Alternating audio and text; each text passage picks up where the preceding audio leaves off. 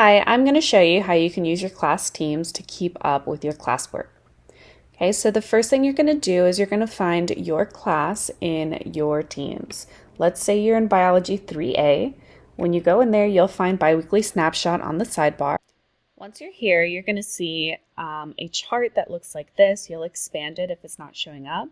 It'll show you the Nearpod for the day. So this is like the lecture presentation for the notes.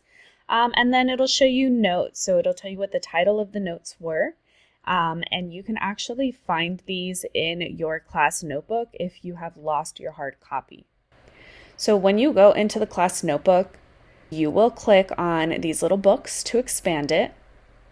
And you'll only see your name when you click on this. You won't see all the other students.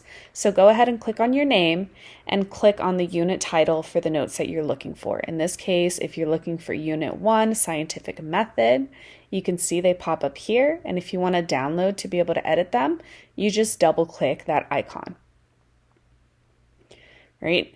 You can see we have a few different versions of notes here. We have these cell organelle notes as well.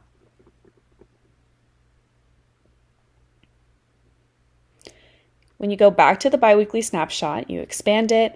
It also tells you the student assignments. Okay, so let's say you were looking for the cell organelle wanted ad.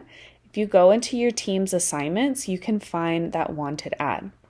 Sometimes the assignments are not in Teams and they are hard copy. You'll have to ask your teacher for them. And I tried to put a comment in the weekly snapshot by the assignment name that says, "On paper, ask your teacher."